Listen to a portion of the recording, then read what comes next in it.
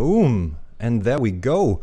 Hello, ladies and gentlemen. Welcome to the Surrounded by Details podcast with me, Stevo, your host. As always, thank you so much for tuning in. And before we start, as always, a big shout out to Nanox Nutritions. If you want to get the best out of you, make sure to put the best inside of you. So go on gateway.com, order your nutrition, whatever you need, and enter the voucher code SBD GW10. And you will get 10% off your order. I will repeat for your own safety, voucher code SBDGW10 in order for you to get 10% off your order at gateway.com. Also a big shout out to Sanctuary Kombucha, or Kombucha as always. It's just kombucha, ladies and gentlemen. It's tasting amazing. I'm actually sitting here with a green oolong tea taste. That is my favorite, I have to admit, and therefore, just enjoy your kombucha. I actually started the stream a little bit early, so my apologies if I am a little bit confusing, because I do actually try to share the episode at the same time as I do my introduction, so we can go directly to our guest at 2 p.m. as we mentioned on our social media. We're gonna talk to Coco Rouzier today, a jazz, Bossanova, soul singer and songwriter from the US of A. So I'm really looking forward. We actually plan to have her in the studio, but since we are about to move the studio, everything is down and we only have the audio available. And Coco was so nice to be up for a phone call interview, which I hope will go and work out just fine, because again, if you have been listening to the podcast, I'm sorry that I have to repeat myself, but anything can happen. We're sitting on an old laptop, or the connection are a little bit glitchy, so if something jumps out, my apologies. So let me share the live stream link for you if you are actually waiting for the live stream. If you are listening on Podbean or iTunes, where you can download all our audio episodes for free, you by now know that you can watch or listen to our episodes live next time. So yeah, we're gonna call up Coco in a few minutes. Let me share the stream here real quick.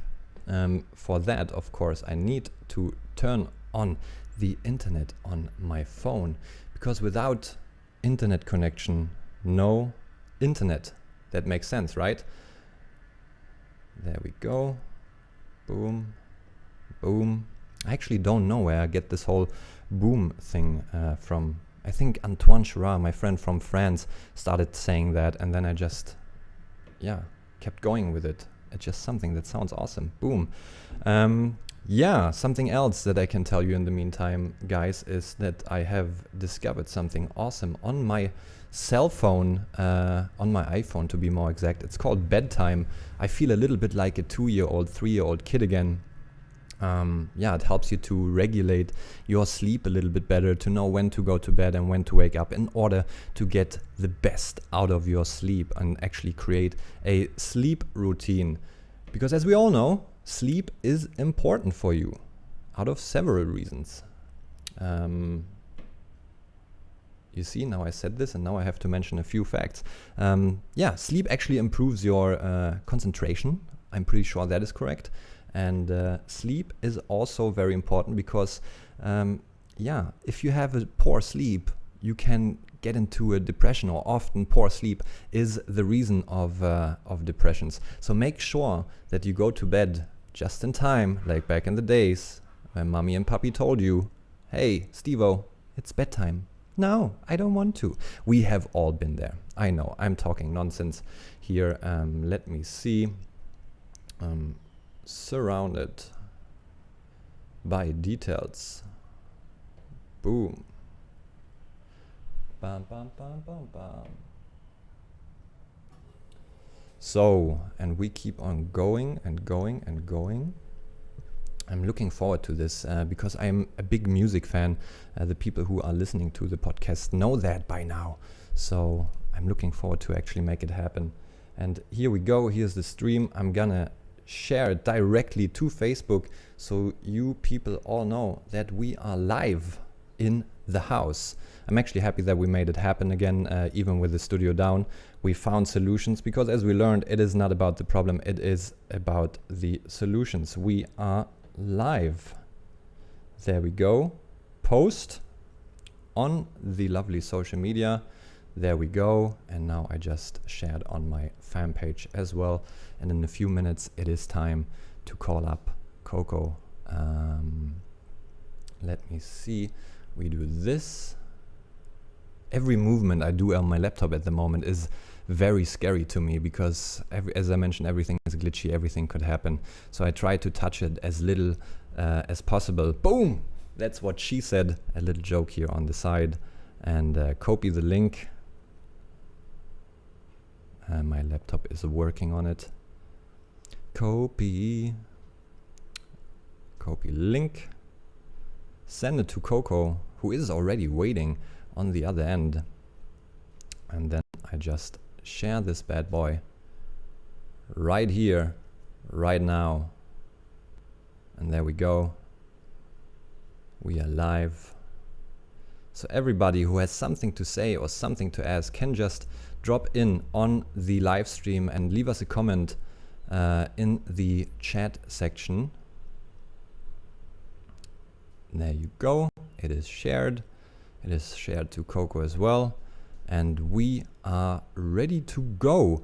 So yeah, what is there to say about Coco? She is a American jazz, Bossanova, soul singer, songwriter, as I already mentioned. And she has quite an interesting story, as I think. And that is the reason why I, called her up and found her on Facebook, and she was so lovely to reply immediately. And what an energy this lady brings to the table. So yeah, there's nothing else to say. This lady has just a tremendous amount of energy and a lovely voice. She has her first single out, which is rotating at the moment in the UK charts. We're gonna talk about that as well.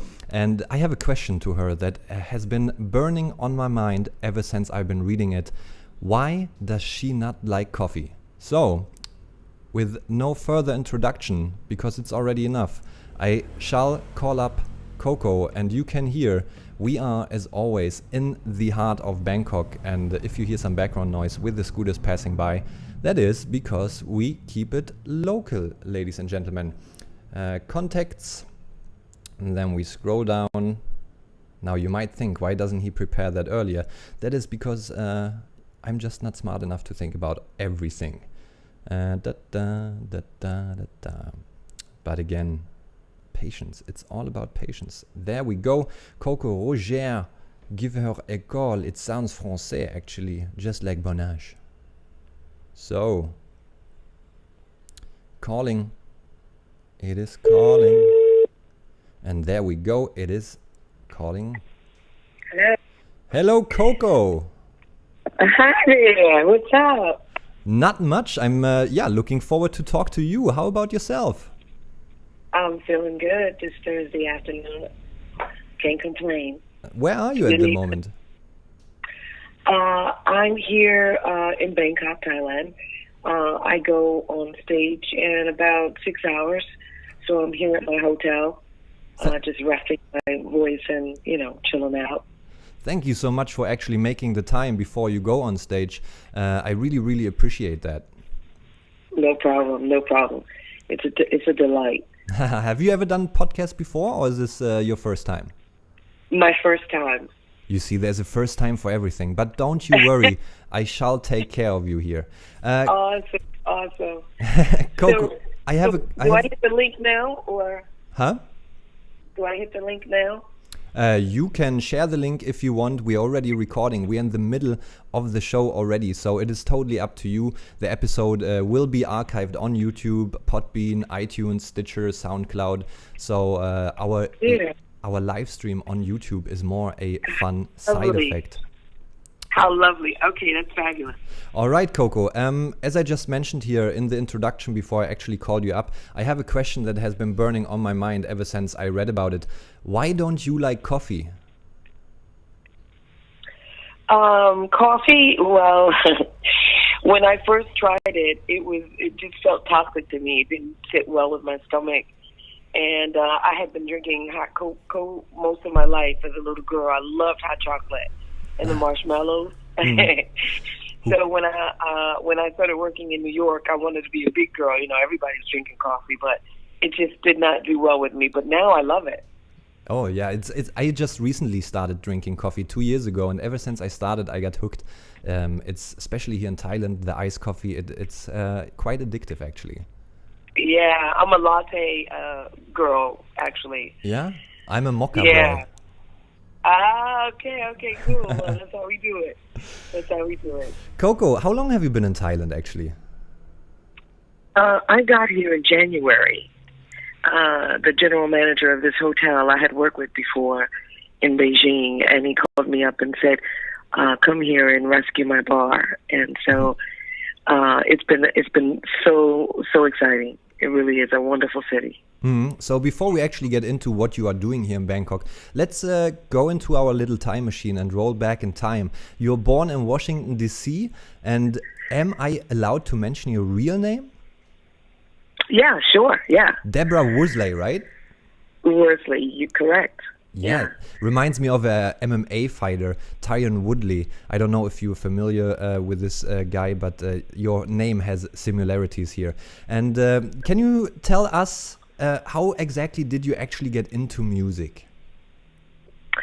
Well, I think it was probably my destiny even before I was born, because my mom was one of those dancers back in D.C. They had a TV show, sort of like where you go on and you dance, you know, for an hour, and they would pick winners and all that. My mom was such a dancer, still dances today. And I had uncles and cousins that played instruments and stuff. I think I was just born into it. So and in D.C. there was all these competitions, you know, in school. And I was very, very, very shy and a loner from the beginning. But when I saw an audition or a talent competition coming, I gathered courage from somewhere. I don't know. I look back at it now and think, what was I thinking? But I was not afraid to sing. I just never was. Does that have something to do with your home? Because as I read on your website, there's always been music around. You had several inspirations. Or is it more your teacher, Mrs. Thomasina Portis, that I've been reading about? Initially, it was my mom. She is a music, it's in her blood. She sings all the time. She's dancing all the time. And as a little girl cleaning up the house with her, she would always say, okay, now sing that. And how would you sing that? And so she totally gave me the freedom of expression through the music. But Miss Portis was one of those fierce music directors that accepted nothing less than the best. And so she just taught me how to sing properly, breathing techniques and posture and how to care for my voice. And she never let me just have it. She made me work for things. She made all of us work for things. And so I come from that background of nothing's going to be given to me. I have to work for it because of Miss Portis. Yeah, but that's how you appreciate things, if you have to work for it. If you get everything given, I don't think you really have the chance to appreciate something because you don't know the value behind it. Exactly. But I mean, everything, you see, I just thought maybe I would get a break here and there, but no, it's been an uphill battle in this music business. So, you know, but no problem. Just keep going. You said it here before, and you also said it at the beginning of our podcast. You are preparing your voice, you're taking care of your voice. How exactly do you take care of your voice? What do you do? Well, it depends on the gig that I have, whatever contract I have. But when I have to do 3 or 4 nights or up to 6 nights a week, it mostly involves not talking during the day. It mostly involves, like, I sleep more than the average person, or rest, recline, if you will, not because I'm lazy, but because my vocal cords and my spinal cord and all those things need to really be rested. And I drink a lot of water. And, you know, I do the green tea or ginger tea with honey and lime juice. I can't do lemons like a lot of singers. It just strips my voice. So I figured out over the years what's good for me. and it's mostly not talking to save my voice. Okay. And when I warm up, traditionally singers do all these, warm up things that they've learned from their coaches or from training. But I have playlists that I play, and from the first song, it's simple, maybe a Bossanova, and I'm sort of getting dressed or whatever. And then it leads up, an hour later, it's, Shaka Khan, it's Aretha Franklin. So if I play that playlist before I hit the stage, I tend to be warmed up. Oh, okay, interesting. It's funny that you mentioned your sleep, because before I called you up, I was talking a little bit about that I just rediscovered the bedtime app on my iPhone, which I started to using since yesterday to get a more properly and regular sleep. I don't sleep more than 6 hours. What do you consider more than average? Well, I normally wake up around 6 or 7, and it's really early, but it's okay. And then I'll take a nap at noon. You see, I can't do if that. If I miss that nap at noon, I have to take it at 4 o'clock. Yeah, I can do nap time. That doesn't work for me. Then I can't fall to sleep in the evening. Yeah, but I need to be wide awake in the evening, fully loaded, ready to go. So maybe more coffee. Yeah. Now, coffee, it strips my vocal cords. The caffeine, liquor, caffeine, smoke, secondhand smoke. I can feel the difference in it. Okay. So, mostly that, that. And then I don't whisper and I don't shout. Oh, is that easy to not shout? Because I'm German. I shout quite often. Well, here in Bangkok, it's very easy not to shout, really. But when I was living in New York and D.C., those places, there's just walking aggravation scenarios, and it's difficult, yeah. So when you say you learned by Mrs. Thomasina Portis, I don't know how to pronounce her name. I hope I don't That's butcher right. it. You said it right. Yes. Thomasina Portis. Bam, first try. When you said she taught you the value of your voice, why did you pursue a career as a secretary when you got out of school and not directly into music, knowing that you had something valuable? Oh, very good question, Steve, really. In Washington, D.C., in America, I think on every block there is a diva voice. There are women that went to church all their lives, and they can sing like nobody's business. And back then, it was you got a record deal or else. There was no independent artist. There was no such thing. It just really wasn't. You got signed by a label or else you didn't. And I didn't by the time I was 18, so I had to do something so that I can have a life, And so my mom was a secretary. Okay. And I that was the path that I wanted to take. So for how long did you do that until you actually realized, I don't want to live my life like this, I actually want to pursue my dream? But you know what, Steve? It was really, really a blessing. My first job out of secretary school was working at Dale Carnegie. Have you heard of that fellow who wrote the book How to Win Friends and Influence People? No, not really. Maybe if I see a cover or a picture, I'm really bad with names. Millions and millions of copies of his books were sold. That was my first job as a secretary. So I learned how, I was shy before. I had bullies before in my life. They bullied me a lot. When I started working at Dale Carnegie, I started taking the training, and it helped me to come out of my shell. It gave me confidence. So I wasn't too strung out on, oh God, I can't sing. I was very happy to get past this breaking point in my life where I was confident. And a few years after leaving Dale Carnegie, moving into the fashion industry, I just thought this doesn't make any sense at all. Fashions, I saw people in my inner neighborhood, in my hood, you know what I mean, creating fashion. And then I'd go to Ralph Lauren fragrances or L'Oreal or Estee Lauder, and they would claim to make, new things. But I saw my own people create. It just didn't make sense to me.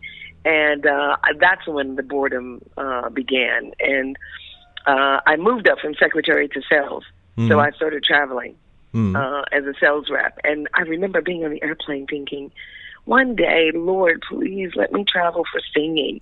Because I would spend all my time in the copier room singing. Yeah. You know, and when we were at sales conferences out of state, I couldn't wait for the meeting to be over or the exhibits to be over so I could go find a bar and jam or something. And I knew, it was like one day I knew I had to make a change. I knew that it was okay to be a secretary, it was okay to be a sales rep.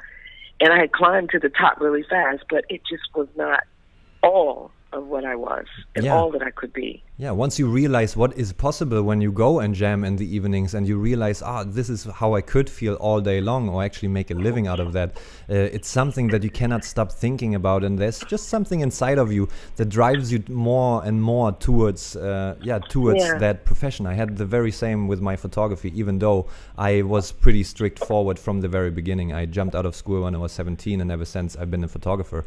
But something I saw on your website, which I thought was really impressive, because I'm a huge Miles Davis fan. You actually had the chance to perform at the famous Apollo Theater, and this is also where you got to know Sidney Meyer, who helped you a little bit with your audience teacher. That is what you call that. And we actually we're not talking about Sidney Meyer, the Russian businessman who is the creator of Australia's biggest department store chain called Meyer. We're actually talking about the cabaret star and award-winning cabaret star Sidney Meyer. Yeah, a drag queen for sure. That was fascinating. It was fascinating. It was so I went to New York because of the Apollo Theater competition. And when we got off the bus there, oh my God, I was so blown away by New York City, and I knew I had to move there. And I found out through a family reunion that I had some second cousins, that lived there. So I was like, okay. So I had to figure out what I was going to do. So I thought, let me learn how to do this cabaret thing, because as a little girl, there was no musical theater film that I did not see. Elvis Presley, all these singers, back in the day, I wanted to be Marilyn Monroe. I had no idea. Now, sorry to interrupt you here, but is that a little bit unique? Hashtag no racist, but you are black and then you admire a white woman. How did that work out? Because you grew up in a time with James Brown and all these guys. Yeah, I know. Why Marilyn Monroe? My mother did not say this is a white person and this is a black person. She just showed me every film that involved music, and she would watch it with me. And it just, we didn't have it in our house where it was white and black. It was good talent. She wanted me to grow, and it was what I loved. I just loved it. I mean, there were other films with Lola Falana and Lena Horne. I loved them as well. But Marilyn was more out there. She was more, she just blew me away. I will never stop loving her. But of course, there are a lot of black examples that I later on discovered, but their films were few and far between. But Elvis was always on the screen. Marilyn was always on the screen. And my mother didn't reprimand me for that, whereas I know other parents might have, saying, and the kids would be that way with me. Why do you like, Elvis or whatever? That's corny. But I didn't care. My mom had already showed me it was okay. So cabaret in New York, when I walked into this room, this gentleman, he said, let me audition for me. Let me see what you got. And he just ripped me to shreds. Are you closing your eyes? I was like, well, in jazz, you close your eyes. He's like, well, the audience is here. And he taught me all these wonderful things. Why would you appear before it's time for you to show us to sing? Nobody wants to see you. We need drama. We need you to appear exactly the moment your show starts. Those things like that. And then intimacy with the audience, not being afraid to be up close and personal. A lot of stars today, they performed before thousands of people, but I think they would completely shy away from a room of 100 people. I actually where they had to, yeah. There is a musician called Bonobo. It's a completely different direction now.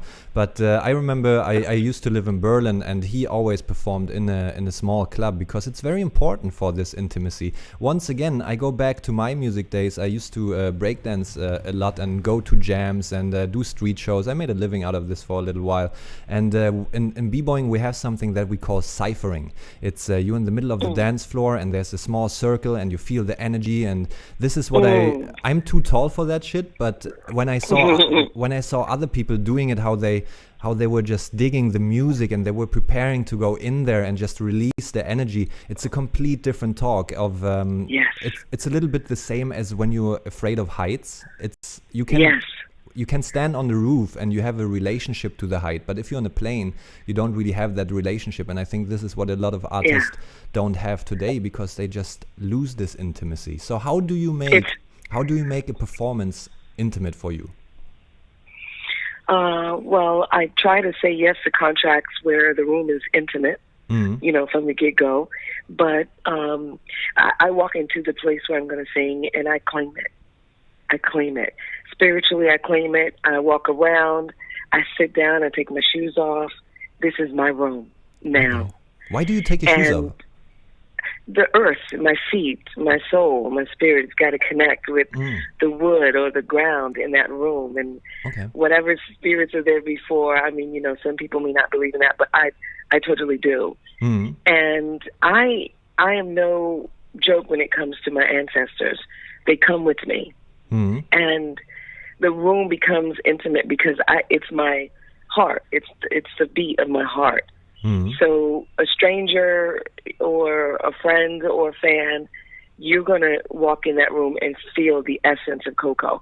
That's one. And then two, I'm not afraid to divulge who I am. You can see me.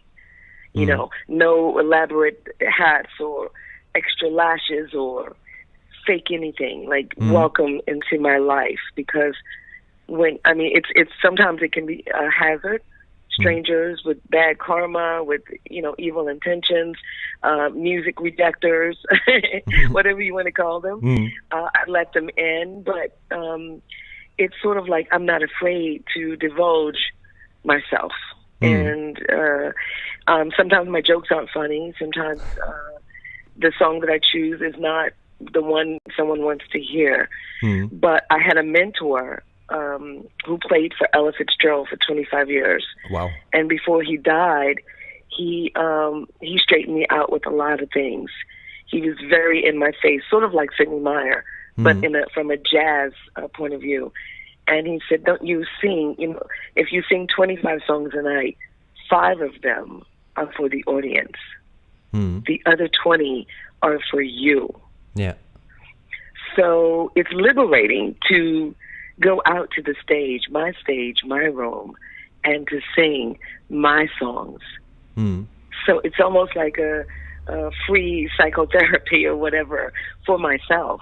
Yeah, music is what feeling sounds like. It's I can totally understand the self-therapy. I always call the podcast self-therapy.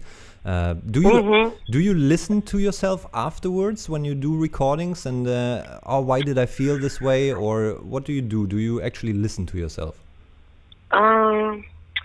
I was trained to listen to myself, maybe not the entire show because I don't, but I was trained to listen to myself so that I can do the song better, but not in a heavy critical way. More like, wow, that was so much fun, or this was amazing. So, it's I'm not too harsh on myself. I can hear the mistakes I've made or whatever, but it was totally all in the moment. Yes. Just for the audience, short interruption in case you guys wonder what's going on here in the background. I mentioned it in our introduction. We are very local here in Bangkok, and my neighbor just decided to start drilling. So I hope that doesn't go on too long, but I can still hear you clear, and I hope that won't annoy the audience too much. Coco, you mentioned that it's very important for you to create an intimate scenery and energy. And of course, I think we all are aware of that you cannot be happy all day long, every day. No. How do you overcome this obstacle of having a bad day? I sit in it. There are songs for that. Okay. I choose those songs. I can't shrug it off or whatever. Those are the nights where I sing those songs, Stormy Weather, you know. I sing those songs that allow me to just sit in it and go through it. Mm. Yeah. I hate phoniness. I can't stand it. I can't stand it. It's a waste of time and energy when people are phony. Just be who you really are. Say what you really mean. It's a waste of energy. Yeah. You've lost those moments to be real in life. Ugh. Yeah, communication is a very important part of actually being aware of who you are. My previous episode, I mentioned that, and I mentioned that to you because I had to cancel you because we are spontaneous, have to move our studio. It is what you make out of it, and if you have a bad day, you need to really think about, why do I have a bad day? Is it worth it? Communicate with yourself and really try to not analyze. Now I sound very German, statistics, but just try to figure out, why are you in a bad mood? Is it really worth it? And then continue. And you know what always helps? Just go to the mirror and smile into your face, and you will laugh at yourself why you are so ridiculous, and smile at yourself. I think they're all great ideas. Yeah, totally. Do you have a secret trick there, or? Well, I'm a big fan of Eckhart Tolle, and one of my favorite books of his is Stillness Speaks. And I'm an audiobook person. I love to be spoken to. How dare you? How dare you? What? I'm not a big fan of audiobooks. A book you need to have in your hand. You need to smell the paper. You need to a proper book. I read them too.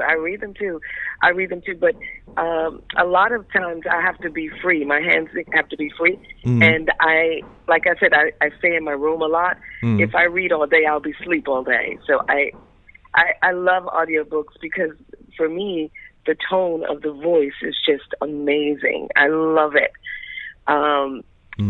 So his tone really gets me. I love listening to Sherlock Holmes that way. I want to clean the house and do other things, and then I can actually get through more books that way sometimes. That's true. But when I'm traveling, which I do a lot, I love trains. Whatever country I go to, I prefer to take the train. Even if it's 11 hours, then that's when I bring my books, you know, and it's just lovely. I hear you. But Stillness Speaks allows me to sit in a bad day, or sit in, not even to analyze myself at all, just to, okay, I feel bad today. And then I pick the songs that, you know, fit my mood. And normally, by the end of the first set, everything's so much better. Yeah. Or someone will come up to me from the audience and say, I lost my mom, or I just got a divorce, or I lost my son, and that song, I needed that, and the way you delivered it. So it's sort of like, you may not know why you have to go through that, but if you allow it to be, and you allow yourself to sit in it, you could end up, and the realness of it could end up helping somebody, healing somebody. You mentioned you're traveling there, so I want to go in a little bit into the travel direction, but also don't want to leave emotions of your audience quite yet. With traveling and with performing for audience around the world, can you tell when people listening to you and you see there is something more going on than just the joy of music? There is something brewing inside, and do you see yourself sometimes as the key to opening a certain door to make somebody realize what's actually the solution to whatever problem they have? Oh, yeah. You know, like what you do, photography. It's magical, because it's sort of like the most selfless thing you could do is to be somewhere and catch this moment. You know, it's not about you. It's about you being selfless and capturing that moment. I believe in the spirit that lives in me. I'm not a religious person. I don't go to church every Sunday or anything like that. But you believe in a higher power. Yes, I believe in a higher power. And this spirit, I've learned to trust her over the years. So sometimes it won't say, that woman right there. But it'll say, walk that way. Or Interesting. I'll look at my song list and look back at the musicians and say, no, let's do this instead. I just have to trust my intuition. And as long as I trust my intuition, like say for instance, it's not always easy like that. Sometimes my boss is in the back and he's yelling out a song. But my intuition is saying, do another song. Yeah, how does that work out for you? Because you're kind of your own boss, but at the same time, the bar owner always wants to drop in sometime. Always wants to drop in sometime. Sounds a little bit weird, but you get my idea. How does that work out for you? I have to trust my instinct. And when I work with hoteliers or owners of bars and festival directors, I look them right in the eye. They've got to trust me in what I do. They have to give me that space. It doesn't work out if they don't. If they think I'm a jukebox machine, they've got the wrong person. Yeah. I can walk away from that kind of contract. Those kind of things are really important to me. And if they trust me and I don't do their song, you know what I mean? Like, so for instance, on many occasions that's happened. I've done another song that my spirit said, no, do this song. And the next thing you know, 2 minutes later, every woman in the room is up there on the stage with me. Or couples start dancing. And it's something about trusting your instinct. And the more you do it and the more that happens, the more you trust it. But how easy do you think is it in the world to actually start to trust people? I mean, you don't often when you started to work at a new place, especially somebody like you who is performing around the world. How do you gain that trust of your audience and also of the people who hire you? It's not easy, and it's like a constant. My life is a constant audition, you know. That's nicely put. I like that. Yeah, and what, 10 years ago, I could carry my same trio with me around the world. But budgets have changed, the world has changed, music perception has changed. So I have to show up somewhere and trust the musicians that will put together for me. And they don't, 9 times out of 10, they do not trust me. It's hard for people to trust other people because everybody lives in their little ego world because, you always put yourself first, of course. And I didn't go to school for music. I have no music theory. But my teacher, Mrs. Portis, told me before I graduated, she said, you have the perfect, I have a perfect ear, I guess you would call it. I know that that's not E flat. I know that that's not G. I know, you know what I mean? I just know it somehow in my ear, in my head. So musicians can talk all this theory and all this yada. I've worked with Berkeley musicians and all of that. It doesn't matter. I have the same, yeah. You know what I mean? So you have it. So you know what I mean? Yeah, I have it with my camera. I'm not the technical person, but I just know that that you need this light, and I know what you mean. Yeah, and so it takes a while. It normally takes 3 or 4 months before they put their egos aside and just trust me.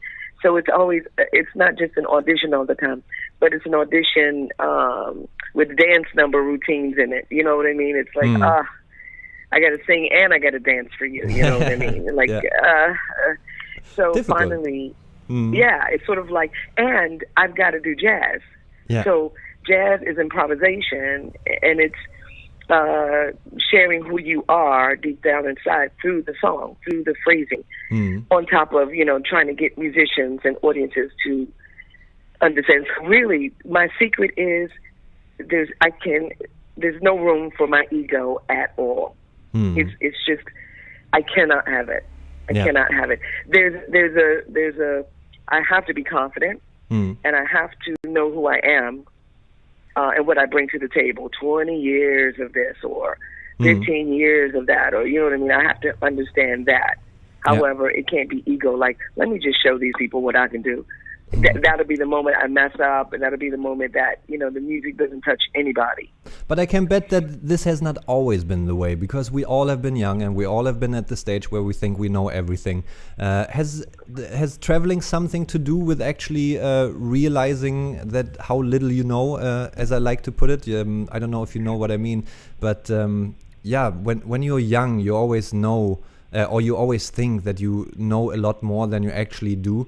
What has traveling given to you and your music? Yeah, traveling is a humbling experience, especially being American. Especially being Black American. Not many Black Americans have traveled as much. Not many Americans, back in the day when Clinton was the president, the Bush, there was a statistic that said 75% of Americans do not have a passport. So I left America. I think my first trip was Paris, thinking, wow, our country is the best, and we do this, and we're huge. And then I realized, whoa, they don't even need our language. You know what I mean? Yeah. And it's just a humbling experience. And nothing is done the way it's done in America. In Europe, it's just different. And thank God I have this wanderlust, because I think if I did not have it, even if I traveled to sing, I would be a different singer.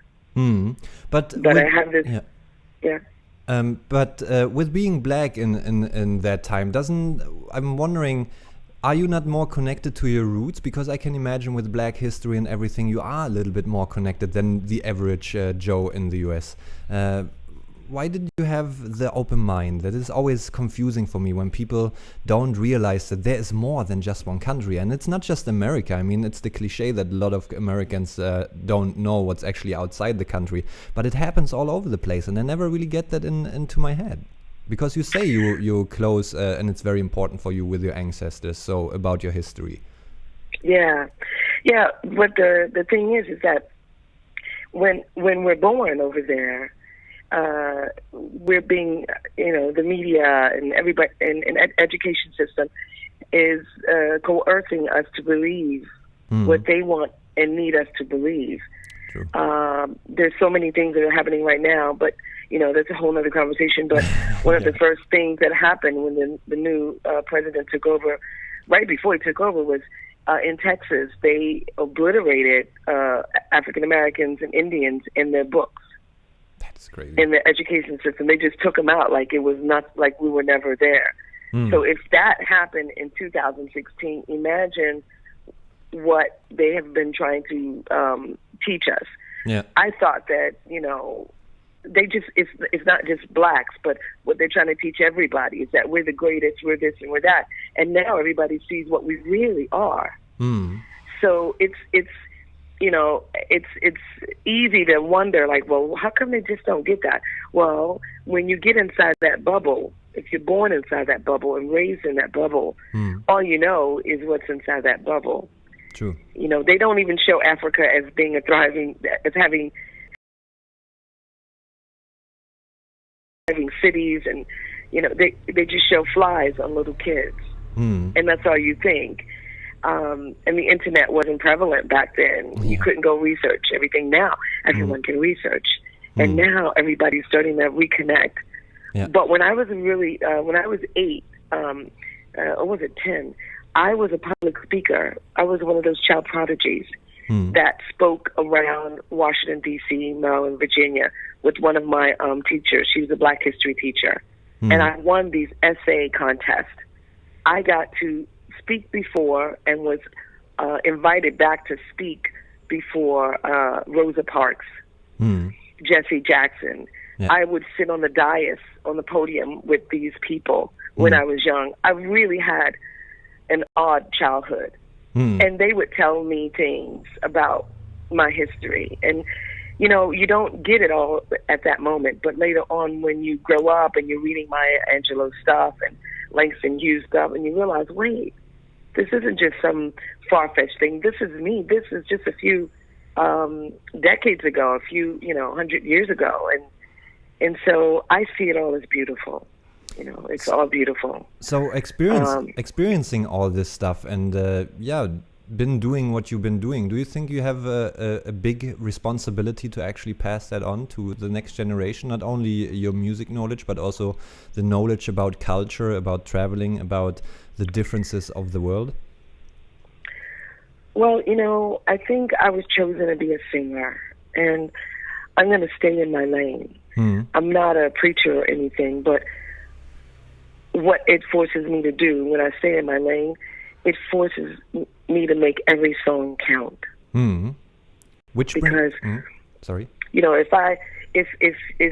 you walk into a 5-star hotel and I'm singing there, you're not just going to hear a song. You're going to hear summertime and the living is easy. You're going to feel the pain. Oh, I feel goosebumps. You're going to hear my ancestry.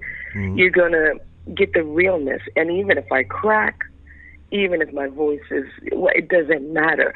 You're going to get the story. And let me finish singing it to you. Let me tell you the rest of my story. And it happens throughout the set, throughout the evening. And then when I match that, which is really me, I don't have to fake it. So then if by not faking it, when I leave the stage and I come over in the audience and meet you, you've met the same person that you heard to sing that song. I just get goosebumps as soon as you start singing. So it's, I thought often, Steve, like, why don't I chase fame? I've cried at night about not being so successful. And I have done so many things for so many up-and-coming singers and musicians and family, and why am I where I am? Because, you know, people actually walk into a room and say, what are you doing here? You know, and then that'll be the night that I'll cry myself to sleep. And then it hit me. I'm exactly where I'm supposed to be. I'm supposed to be gathering memories. I'm supposed to be touching people's lives through music. I'm lucky because I get to do it through music. And the moment that, you know, lines are crossed or fame or whatever or good fortune comes my way, I will be the same person, and I won't be in fear of who I might become. You see, I've always been a positive person, and for me, I've never really understood people who are. I mean, there are weak moments in everybody's life. I have them as well as other people, but I always try to stay positive. And now the drill in the background starts. But I think beauty is in imperfection.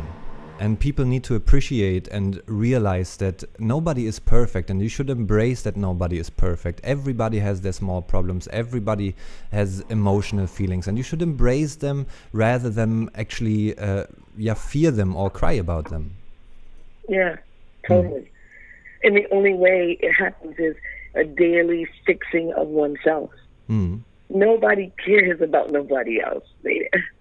But when I focus on, you know, I see myself. I see my weaknesses, my shortcomings, and today I'm going to work on that, or today I'm going to be better than I was yesterday.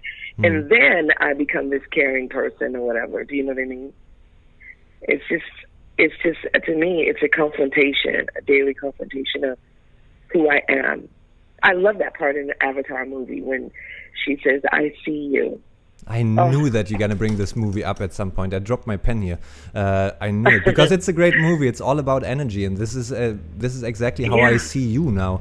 I would have loved to have you in the studio to have this connection of actually looking you in the eye when I have this very personal conversation. Unfortunately, it's not the case right now. But I know exactly what you mean when you say it's about the energy, and I can totally understand why you like that movie. Of course. Totally. But totally. Coco, we got into a very emotional subject here, but I don't want to drift off because, as you said before, you try not to talk as much. So I want to make great value of the time and actually bring the journey across to our audience. How exactly did you end up here in Asia? You said you were in Beijing before and now you're in Bangkok. How did that all happen? Paris and what do I not know? Well, so I did have this wanderlust spirit when I was young. I think it came from, I went to 4 different elementary schools, not by choice, but we were moving around. And so I didn't get used to making friends or belonging. You know what I mean? Yeah. It was always a do-over, a start-over. So growing up with that, I always would dream of places I would want to go. And Paris was the first place. I bluffed my way into a festival. I said, I'm going to be singing here, and, you know, wouldn't you like to add me and I talked this club owner into it, and off I went, and it was just magical, really magical. But I'd left D.C. to move to New York anyway, so that was magical. And I wrote a song. It's called Paradise. Yes. Yeah, it sort of talked about, it mapped a lot of places I've been. But Asia, the first time I came to Asia was September 2009. 2 years before that, someone asked me, a musician asked me, where would you like to go, Coco? Where would you like to really? It's like, I want to go to China. And then I left it alone. Like, yeah, blah, blah, blah. And then that same musician called me and said, guess what? I'm in Shanghai, and they need a singer.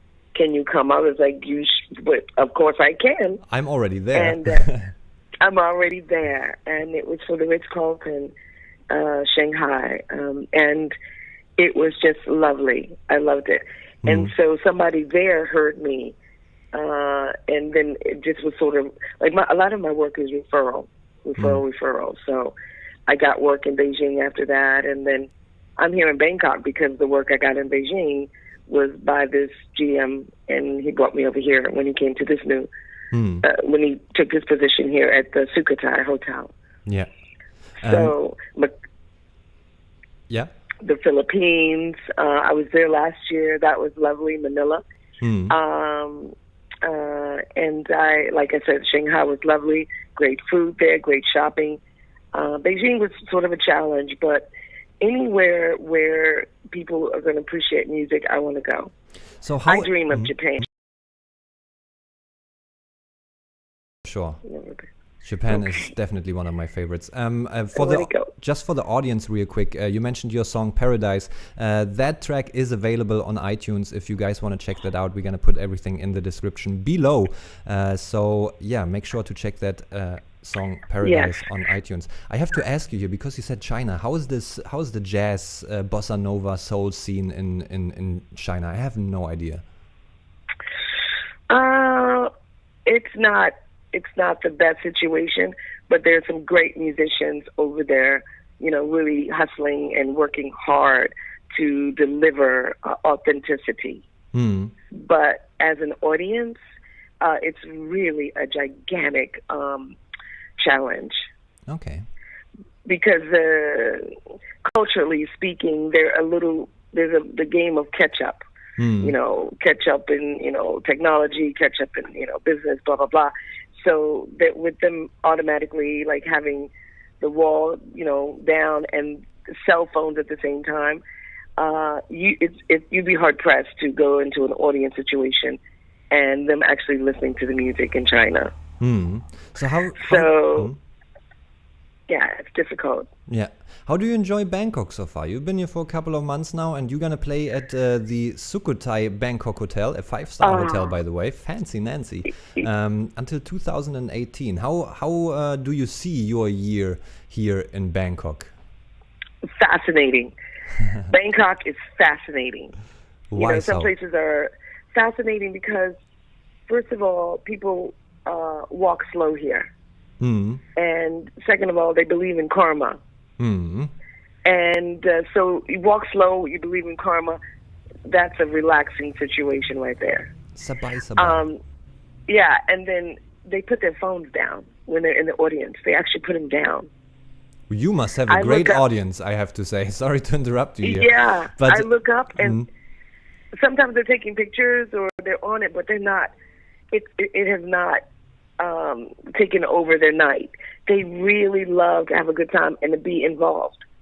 Either that or I'm just something so odd, You must be something odd, because Thailand is the biggest internet user in the world, and they're constantly on their phones. Are you serious? I am totally serious. Whoa, I'm surprised. So that is a big compliment if people, especially Thai people, put down their phone, because it goes through all generation. It doesn't matter if you're 12, 15, 16, 35 or 65, everybody is on their phone here. Wow. Well, in my audience, I don't know why, but I'm so happy for it. They put their phones down. But this hotel, the Sukhothai Hotel, it is like a secret garden. It's like Narnia. I feel like once you pull up into the driveway here, it's a very long driveway. And how many hotels on this planet have a very long driveway? Not really many. All driveways have turned into commercialism. Yeah. There's 15 stores before you get to the first step. This place has a long driveway, and it's got gardens, and it's got a lotus pond, and the room where I sing is like all zen. Everything's connected. I could see the all kinds of beautiful architecture. Actually, this hotel is 25 years old. It's got the same structure, architecture as it when it was built. Nice. So it's just got the foundation, and you know how I like to take my shoes off. And it has really good vibrations. And by the time you go all the way down this driveway, you get into the hotel to get to the Zouk bar where I sing. It's a long corridor. You have calmed down. You have shedded some of the weight of your day. And the smell of the flowers, and you see the lotus pond extended out into all the little bowls and the dishes throughout the hotel. It's just a feeling of zen, of calm, you know. And then you hear us back there swinging, you know. So it's definitely a special place. A lot of the other places I've sung in were high rises, you know. In Beijing, I sang on the 80th floor. It was all spectacle, you know. It was all views, and it was all decor, you know, sort of like cut and paste decor, where the builders, okay, well, it's got to have this, it's got to have this. But this place is like fascinating because you don't know what's around the corner. Yeah. I immediately have 20,000 different pictures in my mind when you describe the location, and now with talking to you and creating this character around you, it's Steve, you gotta come. Of course, I gotta come. No doubt. You gotta come. And they've designed a drink. It's called a Coco Tini. The Coco Tini. You get that on the house. Yes. Nice. A Coco Tini. Very interesting. Yep. I gotta bounce to Myanmar next week for something completely different, for one of the most roughest combat sports, bare knuckle fighting. So this is something completely different from music. But Can I tell you, I love boxing. You love boxing? I have never been to a real boxing match, but I grew up. I turn into another person when I see it. But I'm more into the finesse of boxing, not the cage fighting so much. Okay. But I love the art of boxing. In K-12 and Kung Fu. Oh, it's just... So what kind of boxing are you going to see? Well, I'm going to see Lethwei. This is a traditional Myanmarese fight sport. It's very similar to Muay Thai. And it's basically the same, but back in the days, the Thai king actually brought back gloves to make it more friendly for Westerners. But in Myanmar, they keep it bare knuckle. So you have everything: headbutts, kicks. Oh dear! Everything. And I've never really witnessed a boxing, like straight boxing event. I went to a few amateur boxing events here in Bangkok. But Coco, if you want to have a date with me, I take you out July 1st for Full Metal Dojo. I don't know if I can see the bare knuckle thing, but with that gloves, I would love it. The art of boxing is just beautiful to me. Well, we have to introduce you to the Full Metal Dojo, because that is an experience that you won't forget. I can promise you that. But boxing is huge, especially in the Philippines, because of Pacquiao. I actually met him not long ago. In March, I met Pacquiao. Wow. Yes. Awesome. Did you ever meet, like, what is your biggest idol when it comes to music, except for Marilyn Monroe? I'm talking about somebody that you can actually meet. Well, she was my idol with Cabaret, you know, the come here, babe, why don't you know, that kind of stuff. But my favorite singer of all time is Ella Fitzgerald. Oh, interesting. Because she worked really hard, 300-something days every year until she passed. And so to me, the work ethic was there. But not only that, she never brought her problems to the stage. She smiled a little bit too much, but I loved that she put everything into the song. Do you know what I mean? Yeah. She put it in, and the way she improvised was just, it's just lovely. It challenges me. And in fact, when I get to a new room that I have to sing in, I ask her to join me, you know, like be there. So that way I'm not just showing up and my ego is showing up. There's more of a challenge to sing knowing she's in the audience. You know what I mean? Yeah. She was just the best. There's no other singer that is at the top of my list like her. But the first person I ever saw live was Shaka Khan. When was that? When did you see your first live music? I was 7 years old in Washington D.C. and my aunt made me this cute little dress and took me to my first concert. It was Rufus featuring Shaka Khan. She came out there and just it was like, in retrospect, I just knew I wanted to do that, but I didn't say it then. I just probably stood there with my mouth open thinking, oh my God. She was a fireball, and she still is today. Yeah. And about 10 years ago, I saw her again in Florida, and I waited for hours to get her to sign the book.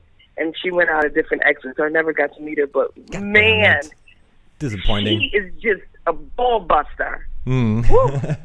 Yeah, actually. Yeah. Yeah, I actually missed out when I was young to see Aretha Franklin because I didn't know who she was by then, and I just decided, no, I'm not gonna go. And then later, in my later years, I still regret this to this very day. I can't believe how stupid I was. However, tell me a little bit about, because we slowly have to bring this to an end. I always try to keep it between an hour and a half. Tell me a little bit about your songwriting and your first single that is rotating in the UK at the moment, Reaching Out to You. How did you get into songwriting, and is it more difficult, or is it something that comes easy to you? Well, it's interesting. I never thought I would end up writing songs. So I went all this time. I studied, concert choir with Miss Portis, cabaret when I got to New York. I was a wedding singer, and that's how I got into swing and jazz. And then it was, cruise ships and 5-star hotels. And it was all about sounding like the singer. You get more work if you could sound like Shaka, if you could sound like Aretha Franklin.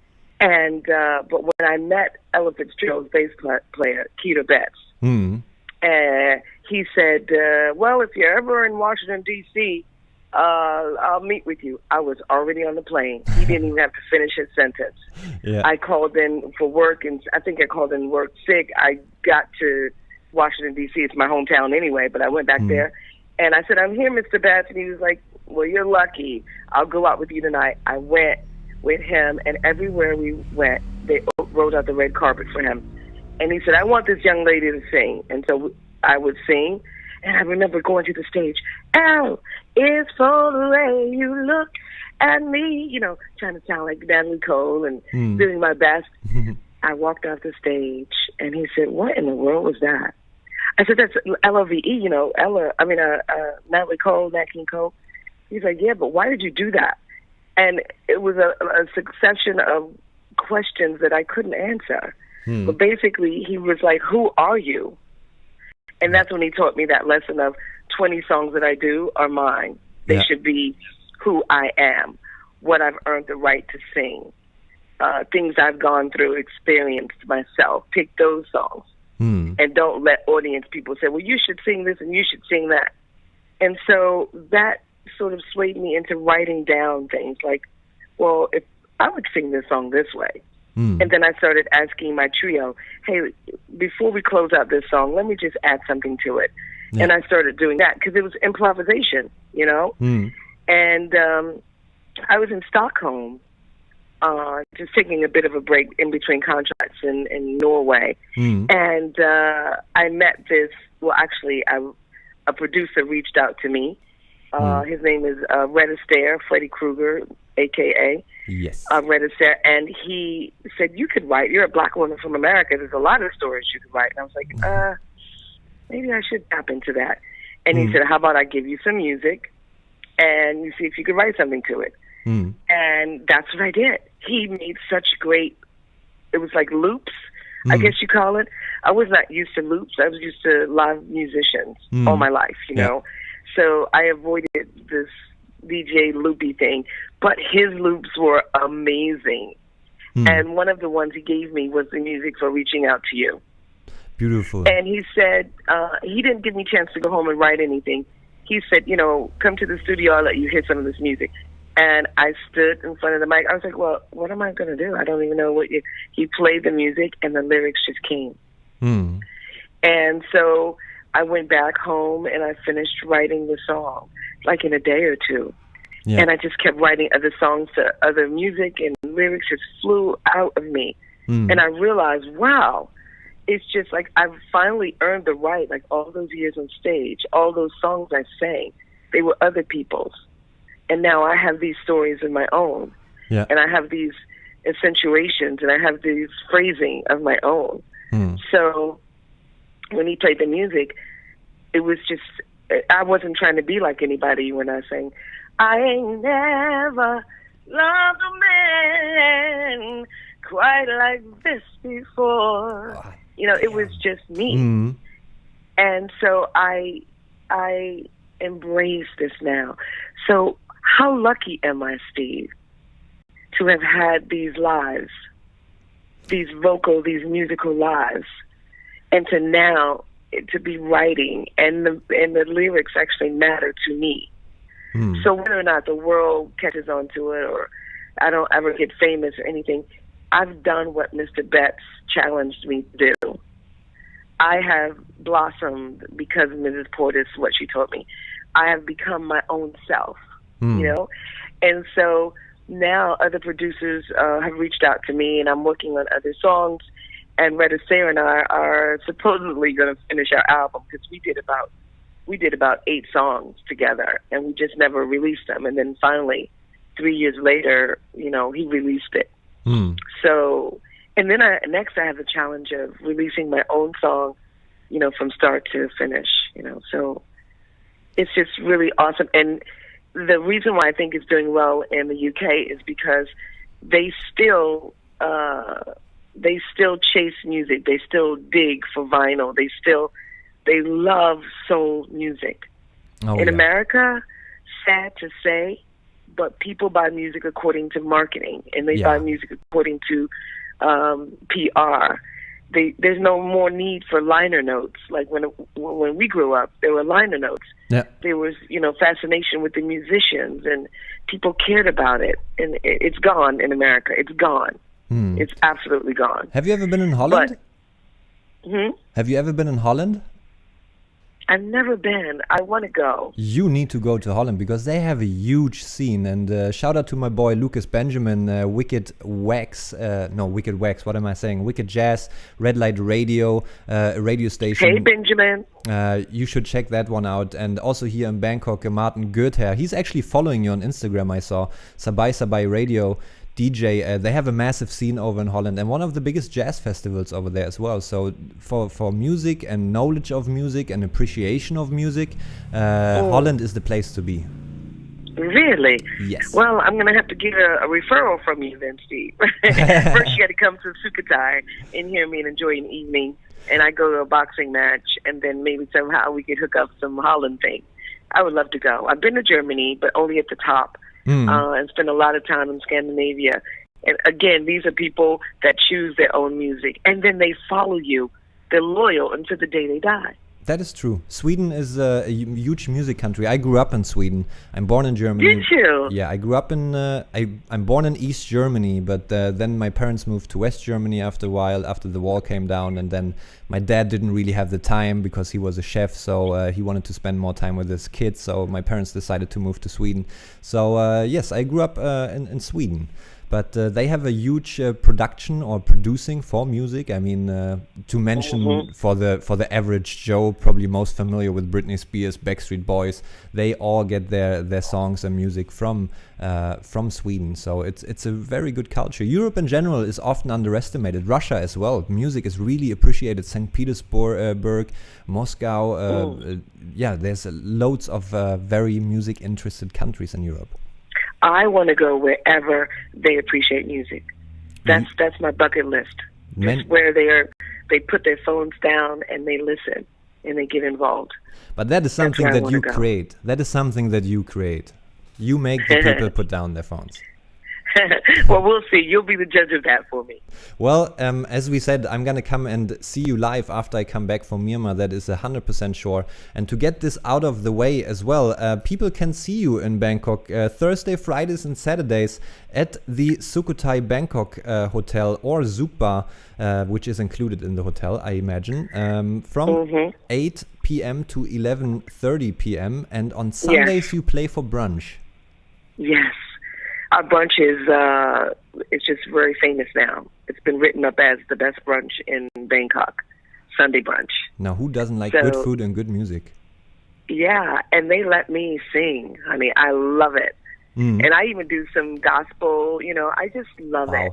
I just love it. So check out my songs on iTunes, Spotify, Amazon, and so many other places reaching out to you. Rescue Me is a Bossanova, and that video was made right here at the Sukhothai in Bangkok back in February, and that's on YouTube. Yeah, and I guess people can go to your show and listen to the interview again. I really have to say that I love Rescue Me. When you sent me the link to the music video, I really enjoyed it. And it makes a little bit more sense now also that you described your relationship to Marilyn Monroe. I'm actually going to watch the music video again. I read a lot of biographies, and I love to read a good musician biography because you get to know and understand more the music behind the artist. And maybe that is something that you should pursue, because I'm sitting here with goosebumps, and maybe you should write a book and just tell the world what you have been telling me, because that is very inspiring, what you have been doing and what you have been accomplished for sure. Thank you. Well, I've been coaching singers that already know how to sing, who want to be better at performance, and I've organized it in a way that now I have my own way of, it's sort of like a program, if you will, and it's all about those things that I mentioned, and because I had to learn it myself. Connecting with the room, connecting with the audience, choosing the songs that say who you are, and the hotel here is allowing me to produce several tribute shows this year. Nice. I already did one in April for Ella, the very first one, and that went so well. We co-produced it with Hitman Jazz, and then the next thing is we're having a Cuban thing in June at the end of this month. And then next month, we're going to do a whole tribute to the Roaring Twenties, Louis Armstrong kind of a thing. So every month, there's going to be one big show. And one of these months will be the fascinating tribute to Cabaret. So going to be there. Oh, my God. Bring your feathered boas. So, it's like, this is the thing. I live, breathe, and eat and drink music and everything that pertains to it. So I am so lucky. I don't have a home back home in America. I don't have a car. I don't have any of that. I've got all my stuff in storage. I travel so much. I don't even want to go back. I can't even sit still for 2 weeks in America. I have to move. I have to keep going. Yeah. Because too much of this world to see. So as long as I can do it, I just want to keep moving. Well, I have to apologize to the audience. I have to apologize to you, but I'm going to be super cheesy here. Coco, you have definitely a home in my heart of your story and what you have been telling me. A great experience. And thank you. The people can find you everywhere on Facebook, Coco Rouzier, on Instagram, Coco Rouzier as well. And of course, your website, www. I don't even know if anybody says www anymore, but cocorouzier.com, and we can find out everything about you there. We can hear your music. By the way, thank you. What kind of track is playing on your website? I think that's Reaching Out to You. Okay. Oh, it might be One Note Samba. Because it is only a short version. I recorded that in Oslo, Norway a few years ago, and now I have a CD, which people don't buy CDs anymore, but I have a few of them that I sell here at the Zouk Bar. And it's on there, and it's just one of those bossa novas that makes you want to move around the house and get something going, Yeah, that's the reason why I asked, because it's only a short version, a short loop. I was wondering if there's a full version to it. Yeah, I'm going to get some of my CDs at some of the record shops here. They already told me, yes, I just got to bring them in. Bangkok is just a fascinating place, and I just love that they care about music. And there's vinyl. Vinyl is alive here. So if you're into vinyl, you can pick up reaching out to you and rescue me via vinyl. Shout out to Vinyl and then the other Toys. ones are, So, and let's do something together. Yeah, we need to do Steve, photos. Let's do That is for later sure. on this year. We need to do photos, and you already mentioned you're planning a little video, but I'm not sure how much I can tell, so we gotta zip the mouse and keep it quiet. Of course, we're gonna do something that has to happen. You know, sometimes people meet at a certain place at a certain time, and things are just right to do things. And I believe this is what exactly just happened here. Yes. I think that'd be fascinating. You could do a photography, Steve, on all the singers in Bangkok, capture them in one way, and then do an exhibit, and then we come and sing. That would be awesome. What a great idea. I actually have one of my favorite concert photographies I ever did was with what's his name now? Charles Bradley, in Berlin. And that was one of the most intimate concerts I've ever seen, because unfortunately I never got to see James Brown.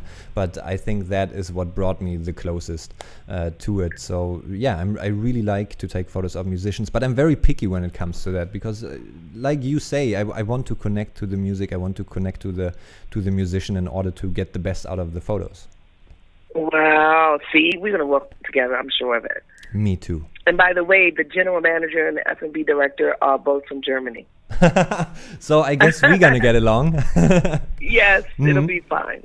All right, Coco. Thank you so much for making the time. And yeah, once again, you brought me goosebumps today, and I hope our audience enjoyed. And yeah, we'll find you on your social media and website and follow you for whatever you do. And of course, we were gonna have you back before you leave Bangkok. So I hope this is not the last time you're on the show. Oh, thank you so much. It's been a pleasure. And Steve, listen, no matter what, and your audience out there, just have a jazzy life. Make it jazzy. And don't be a cunt. Sorry, that is what I always say. Be positive, be jazzy, and sometimes you gotta be funky. Yeah. Yeah, I like that. Yeah.